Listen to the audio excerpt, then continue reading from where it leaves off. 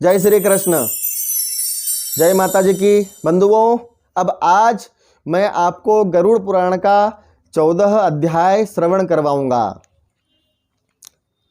गरुड़वाचः यमलोकशं कियन मात्रं च कीदृशं के निर्मितं सभा च कीदृशं तस्यां धर्ममास्ते च कैसः ये धर्मं मार्गच्छन्तिं धार्मिकां धर्म मंदिरं तान् धर्मानपि मार्गाश्चं च मम ख्यायं दया निदेह। गरुड़ जी कहते हैं कि भगवान, वह यमलोक कितना है, उसे किसने रचा है, उसकी गति कैसी है, उसके रास्ते कैसे हैं, यह भी मैं अब सुनना चाहता हूँ। तो जिस धर्म मंदिर के द्वारा धर्मात्मा पुरुष अंदर जाता है, यह मैं सुनना चाहता हूँ। भगवान कहते हैं कि हे गरुड़, मनुष्य इसी प्रकार धर्मराज का नगर कोई साधारण नहीं है। वहां पर पहले धर्मराज की बात हो रही है, सुनिएगा जरा ध्यान से। यमराज जी के यमपुर की बात नहीं हो रही है, धर्मराज भगवान की बात हो रही है, स्वर्ग की प्राप्ति की बात हो रही है। धर्मराज का नगर कोई साधारण नहीं है। वहां पर केवल ऋषि गण, साधु, संत और अत्यधिक पुण्य कर्म करने वाले मनुष्य, ब्राह्मण व्यक्ति ही वहां पर अंदर प्रवेश करते हैं, उस धर्मराज भगवान की नगर के अंदर। वह दक्षिण दिशा और निवृत्त दिशा कोण के अंदर बसा हुआ है और सुर असुर उसका कोई भेदन नहीं कर सकता है। वह चतुष्ण कोण है, उसके 4 द्वार हैं, ऊंचे ऊंचे परकोटों से घिरा हुआ और सैकड़ों प्रकाशमान से वहां पर अलौकिक नगाड़े आदि वहां पर चैतन्य और प्रकाश मणियां कर वहां पर उज्जवल करती है। वहां पर हजारों प्रकार की ऐसी मणियां लगी हुई है जो इतना प्रकाश करती है कि हमारे यहाँ पर जो सूर्य, आज का जो सूर्य है, जितना प्रकाश देता है उतने से भी कई गुना ज्यादा वहां पर प्रकाश उस मणियां वहां पर देती ही है। वहां पर किसी का पक्षपात नहीं होता है और किसी के पापों का अनुसरण नहीं होता है। वहां पर सभी प्रकार से सुख आदि प्राप्त होता है। धर्मराज भगवान के मंदिर के अंदर सैकड़ों विमान वहां पर उड़ते दिखाई देते हैं। जी हाँ, सैकड़ों हमेशा वहां पर विमान उड़ते दिखाई देते हैं। नाना प्रकार के वहां पर उद्यान लगे हुए हैं, फलों के और फूलों के भी। तो वहां पर भ्रमण करने में व्यक्ति को परम आनंद प्राप्त होता है। नाना प्रकार के तालाब वहां पर, जिसका शीतल जल बहुत ही मीठा रहता है, उसके पीते ही व्यक्ति का बहुत ही अनुगमन होता है, अनुसरण होता है, जिस कारण वह पर्याप्त अपनी प्यास बुझा जा सके। मनुष्य वहां पर नाना प्रकार की चित्रकारों को देख सकता है, वहां पर आनंद उठा सकता है, क्योंकि वहां पर नृत्य, गीत, भजन, पूजन सभी वहां पर प्रकार से आनंद प्राप्त होता ही है।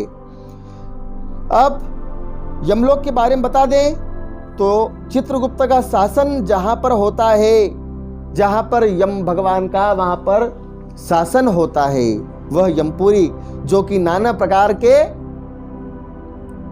पापों से करने से व्यक्ति को नरक प्राप्त होता है। और वह नरक जो निर्माण किया गया है, पापियों के लिए किया गया है।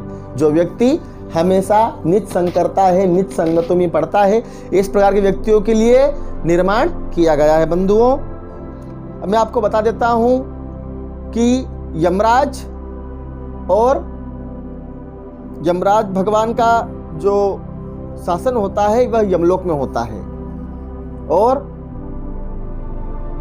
धर्मराज भगवान का जो लोक है, जिनका शासन धर्मराज भगवान का है, वो धर्मराज भगवान का शासन कहाँ करते हैं? वो स्वर्ग के अंदर, धर्मराज भगवान के मंदिर के अंदर।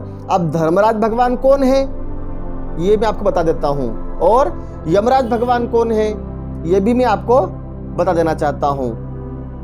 तो यमराज और धर्मराज ये दोनों एक ही हैं।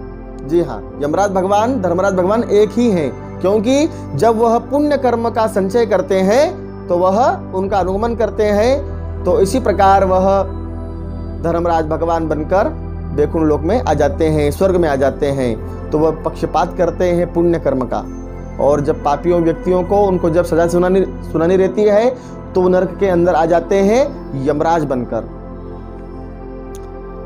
यमलोक में दक्षिण दिशा की तरफ विस्फोटक आदि रोग का निवास है। पश्चिम की ओर काल, पाशक, अजीर्णता, रुचि रोग है। उत्तर की ओर राजरोग पांडु रोग का निवास है। ईशान कोण में शिरोरोग, अग्नि कोण में मूर्छिता आदि रोग है। निवृत्त कोण में अतिसार एवं वायव्य कोण में शीत ज्वर आदि है। इसी प्रकार सब रोग व्याधियों के मकान बने हुए हैं। चित्रगुप्त सभा में बैठकर मनुष्यों के शुभ अशुभ कर्म लिखते रहते हैं। चित्रगुप्त जी मंदिर से 20 योजन आगे धर्मराज भगवान का मंदिर है और वहीं पर रास्ता बीच में से निकल जाता है। मनुष्य के मरने के पश्चात 4 दिशाओं में वह जाता है बंधुओं, पूर्व, पश्चिम, उत्तर, दक्षिण। तो मैंने आपको पहले अध्याय के अंदर ये मैंने आपको श्रवण करवा दिया था कि 3 दिशाएं, पूर्व, पश्चिम, उत्तर, इन 3 दिशाओं से केवल कर्म करने वाले जो पुण्य कर्म करते हैं, धर्मात्मा व्यक्ति होते हैं, ये 3 दिशाओं से भगवान के वैकुंठ लोक को जाते हैं। और जो दक्षिण मार्ग जो मैंने बताया था, इस दिशा से केवल नरक में जाने वाले व्यक्ति जो पापी लोग होते हैं। अब पापी लोग कौन कौन, मैं आपको फिर एक बार बता देना चाहता हूँ। वैसे तो मैंने आपको दूसरे अध्याय के अंदर बता दिया था, लेकिन फिर भी मैं आपको थोड़ा सा यहाँ पर और बता देना चाहता हूँ कि पापी व्यक्ति जो नीच संगति में पड़ता है, जो हमेशा गाली गलौज करता है, जो हमेशा शराब पीता हो, जो हमेशा मांस भक्षण करता हो, जो हमेशा स्त्रियों का धन हरण करता हो, जो बच्चों का धन खा जावे, जो इस प्रकार के व्यक्ति होते हैं, ऐसे व्यक्ति नरक के अंदर जाते हैं। भगवान कहते हैं कि सोने के बने आश्चर्य में सैकड़ों कपाट भगवान धर्मराज भगवान के मंदिर के अंदर लगे हुए हैं, जो कि वह सभी प्रकार के अलंकृत धारण किए हुए मेघ के समान कीर्तिमान, जिनकी अप्सराएं छोटे छोटे पंखे चेवर लेकर वायु करती है। उनकी गंधर्व गण अप्सराएं मिलकर गीत वाद्य नृत्य आदि से सेवा कर रही है। हाथ में पास धारण किए हुए मृत्यु बलवान काल चित्र एवं कृतांत द्वारा सेवित होते हैं। अनेक दूत आज्ञाकारी वहां पर हमेशा नाना सुबुठों से सेवित रहते हैं। भगवान कहते हैं गरुड़ सभी धर्मशास्त्रों की व्याख्या के द्वारा पूरा निर्णय सुनाने वाले धर्मराज की सेवा करते हैं। सूर्यवंशी, चंद्रवंशी आदि वहां धर्मराज भगवान के शोभा को बढ़ाते हैं। मनु, दिलीप, सगर, भगीरथ, अम्बिरश, मुकुंद, सहस्त्र, अर्जुन आदि यह सब धर्मराज सभा के अंदर साम्राज्य होता है। वहां किसी का पक्षपात नहीं होता है गरुड़, ऐसी महात्मा धर्मराज की सभा है जिसे दक्षिण मार्ग से जाने वाले व्यक्ति, नरक में जाने वाले व्यक्ति उसको देख नहीं पाते हैं। शेष 3 मार्ग जो मैंने बता दिए हैं, ये धर्मराज के अंदर जाने के दरवाजे हैं और दक्षिण मार्ग से जाने वाले व्यक्ति नरक के अंदर जाते ही हैं। तो मैं आपको बता देना चाहता हूँ कि मनुष्य को अच्छे कर्म करना, शुभ कर्म करना, धर्म कर्म करना आदि से उसको फल प्राप्त होता है। जहाँ धनवान सर्वज्ञ विशारद होकर आत्म आदि का चिंतन कर लेता है, भगवान कहते हैं कि हे गरुड़ तुमने इसी प्रकार यह पुण्य कर्म प्राप्त कर लिया है और इससे नरक प्राप्त नहीं होता है।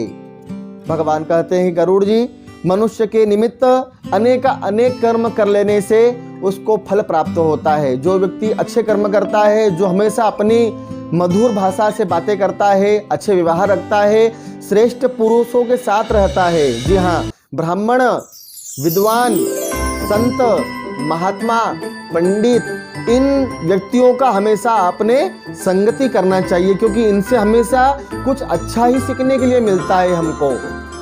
और नीच संगति व्यक्तियों के साथ रहने से हमको नरक प्राप्त होता है और वो हमें अच्छी बात नहीं सिखाएंगे कभी भी। इसलिए अच्छे लोगों की संगति करोगे तो दिमाग के अंदर, हमारे हृदय के अंदर, हमारे मस्तिष्क के अंदर अच्छी बातें हमारे अंदर विकसित होगी और उसी से हमें वैकुंठ की चाबी प्राप्त होगी।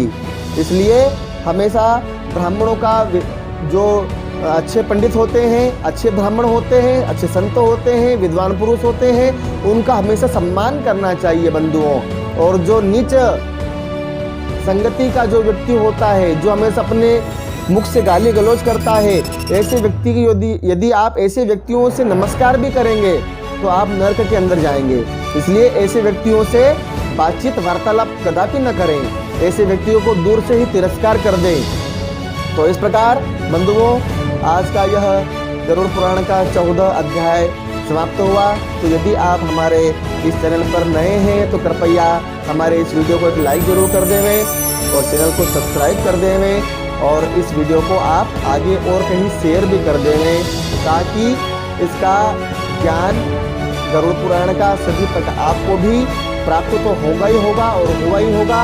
और इसी प्रकार जब हम इसको इस वीडियो को जब शेयर करेंगे तो जब कोई दूसरा व्यक्ति तीसरा व्यक्ति इसको श्रवण करेगा तो उसका भी पुण्य आपको भी प्राप्त होगा। जी हाँ, क्योंकि माध्यम आप बने हुए हो, आपके माध्यम से उसने श्रवण किया है। इसलिए अब आज हम गरुड़ पुराण का यहाँ पर हम विराम दे देते हैं, है ना। 14 अध्याय आज हम यहाँ पर समाप्त करेंगे। तो बंधुओं, मैं आपसे कुछ और बोलना चाहता हूँ कि यदि आपने गरुड़ पुराण के हमारे पूर्व के जो अध्याय हैं यदि आपने श्रवण नहीं किए हैं तो कृपया करके आप 16वां अध्याय ना चुकिएगा, 16वां अध्याय अवश्य ही श्रवण कीजिएगा, क्योंकि 16वां अध्याय के अंदर कुछ खास है।